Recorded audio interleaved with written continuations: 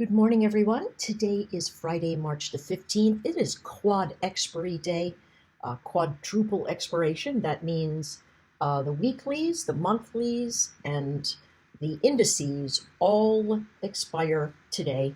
And that is kind of a big deal. And the quarterlies, of course. So what we are looking at is potentially a pretty bullish Friday.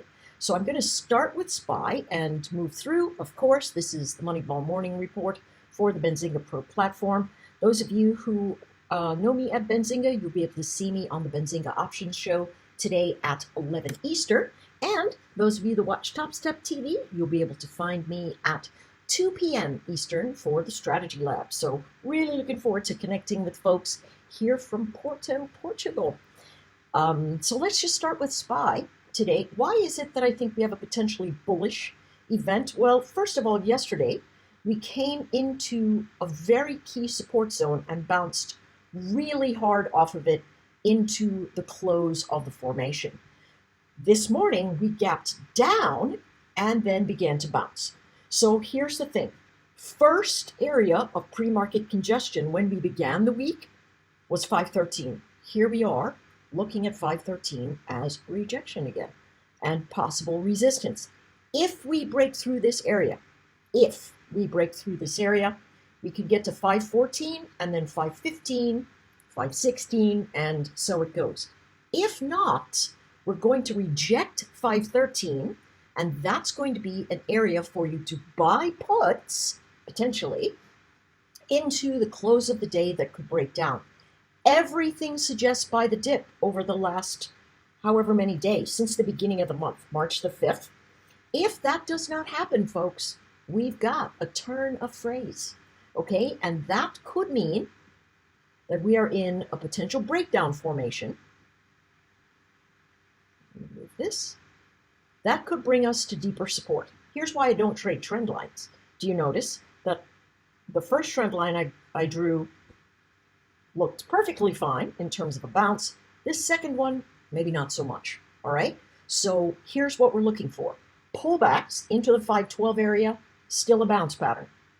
If you go down there, if it pulls back there and you go, okay, I'm buying a call, then what you want to see immediately is that it begins to hold. If you buy it for expiry today, then it's going to erode very quickly if you don't see movement that is aggressive. If you buy it for Monday, it will be more expensive, but it'll give you a little bit of leeway on the bounce. You want to take profit at the 514 to 515 area because there really is nothing that says, hey, we're going to move up into this channel. But if we do move through the channel, it could take us all the way back up into the higher zones. I have no idea. But what I do know is buyers came in, saw this zone, and said, listen, this is the bounce area. Let's see what we can get out of it.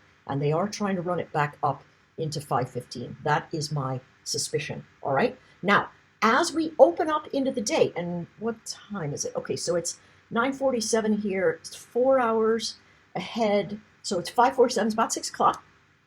So as you come into this space, if it continues to run up, all the inventory will be long in the pre-market, and they will either try to jam it to the north or begin to sell off and fill the gap, right? Now, a lot of people just make a living off of these gap events. So watch in the first few minutes of the day. If it doesn't turn, we could have continuation, and Fridays have been very bullish since October of last year. Let's take a look at the cues. We'll go more quickly now that you know what the format is about. This morning, I do not have the volatility bands up because they are noisy. If I put them up, you'll be able to see that they are terribly noisy, but they're going to give us those resistance edges and support edges. So let's pay attention to that. We've got a fairly sideways 20 exponential moving average. Look at the difference in the slope of motion, though. Do you see the cues not looking like the ES or the SPY at all, right? This has a downward trending formation. Let's move it up here, right? So you can see that it is not parallel. It's sort of a triangle or a pennant of some kind, but they are doing the same thing. They're buying the dips. Notice the formation up here, buying the dips. And momentum is also lifting. See this last bottom here? It's almost exactly the same bottom there, but there's a little bit more lift. So my thought is they're doing the same thing, trying to get from 437 back up to 443. We are only going to get good trades on the edges with moving averages that look like this, folks. If you try to do it in the middle, unless you're selling volatility, meaning you sell the top and you sell the bottom, you're going to have yourself a mosh pit. So don't do it. Avoid that at all costs, right? Our levels remain the same. I have not moved these zones since Monday of this week, right? Everything in the market has kept inside of a range as we move closer and closer to the Fed telling us what they're going to do. And that's on the horizon, what, next week, week after, something like that. All right? So here we go, sitting in this space. Looks again very, very much like it's squeezing and compressing. It is going to break. I have no idea what direction, but here's what we know. If it gets above 441, they're going to shoot for 444. If it gets below 437, they'll go to 435 and potentially 433. Those are the lines in the sand that we are looking for. So we estimate our position and then we just manage the risk. That's all there is to it, right? You just got to manage risk in formations like that and realize that in the end, you're going to see something that either says, yes, you're right, and your position will do well, or no, you're wrong, and you have to get out. There's no fortune telling here. We can only estimate what we think is going to happen. So the number one thing to do is manage your risk, because we have no idea which way the market will actually turn. So you've got to think about every single trade like, what if this goes sideways? What if the wheels come off the bus? What's up with that? All right, so yesterday we had ourselves a savage dip. This 5208, I think, is the better number, 5209, something like that. But you can see everybody buying. Dip, buy, dip, buy. I think it's a dip buying day into the trend line. I think they're going to try and force price up again. It is my supposition that shorts are keeping this market afloat. And so every time it breaks down, we have the buy to cover. Notice, see these wicks, how savage they are? Look at the momentum here, here, and here. This upward formation gives us that rotation to that upside pressure event. All right? Now, next thing that we want to look for is the following. If we move up, 5231, 5252, that's the double topping formation. If we lose 5208, we're probably going to 5200 and potentially 5281. That's really what we are looking at from this perspective. What does momentum look like? It's a little bit jagged, so it could be sideways. It's not telling me it's overly divergent. It's not telling me it's overly convergent, which tells me in the end, the edges of your formations are going to give you the better bet. The further away you are from the edge, the more risk you're going to have in your trade. All right, taking a look at the cues, you can see again, trend not nearly as steep, right? And if we take a peek at what's going on here, have a look. Look at this. That is really steep. So what could we have? Well, if people are thinking, hey, I'm going to short this, I'm going to short this, I'm going to short this, and buyers come in, this thing is going to rocket right back up to the 600s. So see, the big range is telling us, hey, I'm going to go from resistance to support, to resistance to support, to resistance to support. Notice this formation inside of the NQ that breaks like this is kind of like this formation, right? It could easily end up breaking through right here and heading to the north. Here's what we know about the NQ and really all the charts at this juncture. If it breaks the low, it could head much lower before we see buyers. If it breaks the high, it might head much higher before we see the sellers. And this is something we have to manage. If something breaks where you think it ought to reverse, get out. It's just one trade. Take your lumps and do not double down in this kind of formation. You will get shredded. You will get absolutely shredded. The line in the sand for the NQ right now is 18,326 for resistance. For support, 18,168. Let's take a look at the YM. YM, this one looks more like the ES. Yeah. So let's clone this segment. We can move it up here. We can see that it's breaking the top again. In these kinds of markets, it'll move much further up than you think it could. Look at all the negative momentum. If you kept thinking to yourself, listen, it's going to rotate over, it's going to rotate over, it's going to rotate over, that's all fine and dandy. But if you've got an upward 8 moving average, you better wait for a top wicking event to take a short, because this upward 8 says, listen, I'm buying the dip until it doesn't. But we won't know that until it breaks and it fails to recover. And this is what happened. And yet again, look at how sharp the dip buying was at the very bottom. Watch that edge. Watch it to hold this 39,265. If it doesn't, you're looking at 39,100 perhaps, and then the even maybe 39,000, which, 39,026 maybe. And that's what we're looking at. It is still an upward sloping formation. Notice, don't trade momentum alone. You trade trend first, and momentum tells you whether you wait for the dip or you can buy the next opening tick of the new candlestick, right? If everything's moving in the same direction, you can buy that opening tick. Your dips will be shallow. You can move up. When trend is divergent, it is the exact opposite. You still buy the dip, but you wait until it collapses into a support area that you can see prior. This is a buy the dip formation here because everyone is seeing these trend line events coming into the market and they're trying to buy it. Now, what day was it? Wednesday, I was on Fast Markets on Topstep TV, and we were talking about these cycles and how a lot of people were trading the breakout of the RTY, right? Hey, sector rotation, we're moving into XYZ. My thought is that they're doing that only because they're thinking to themselves, everything else is running. These guys are running the least, so let's rotate into there.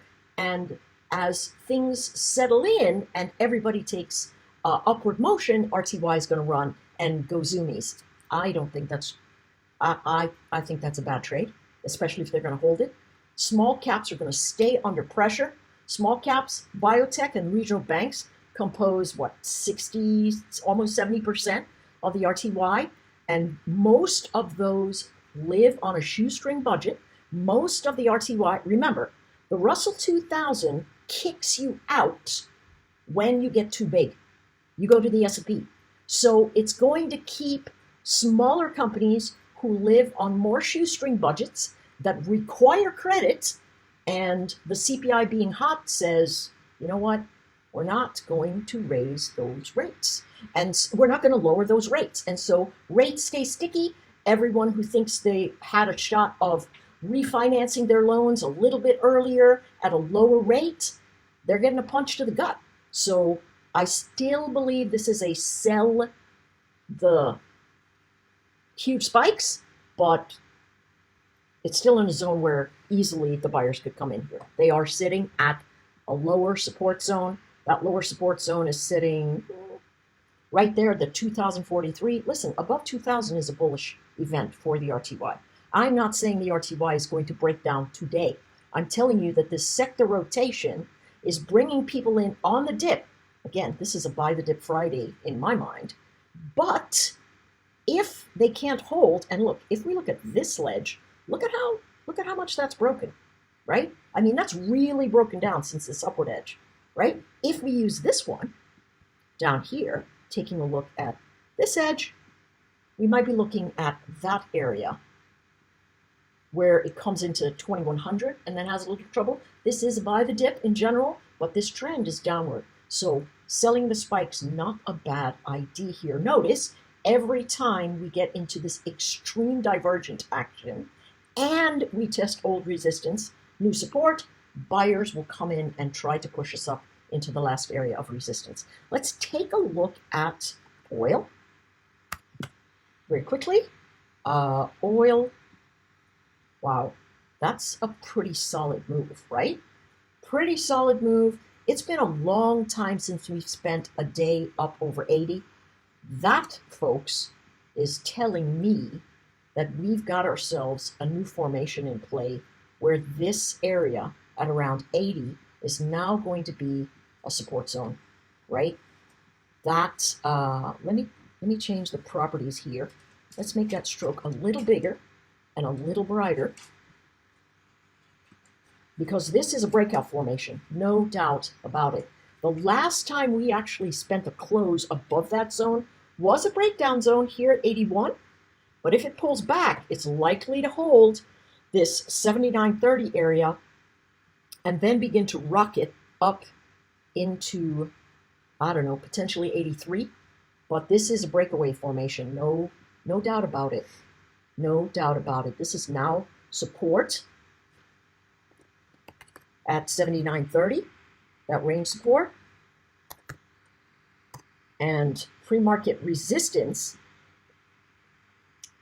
I don't know, pre-market resistance might be 80, 81, but that's really what we're looking at, right? It could break out and go all the way to 83. So be careful about that. Lastly, we'll take a look at gold, which is running off the rails. I read an article by Unusual Whales that said central banks were buying up gold in record speeds.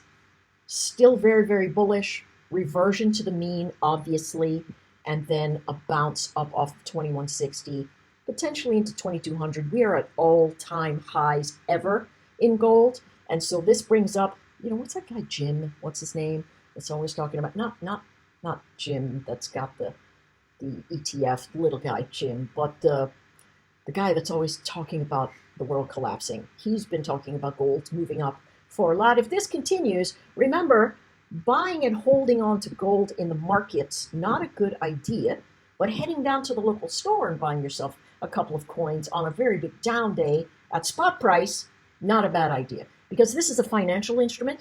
If the markets go sideways some way and gold goes off the rail and everybody's got to do whatever with cash, these things are going to suffer just like the rest of them. This is not a physical object, right? This is a financial object. And so physical gold would be what you need to do. But if you're trading edges just to take money out of the market, it is a buy the dip formation, no doubt about it. A little bit long today, folks. Not going to be sitting at the desk very much. Being here in Portugal, I'm going to do the videos, but a lot of the stuff we're going to have is very, very light. So that's it.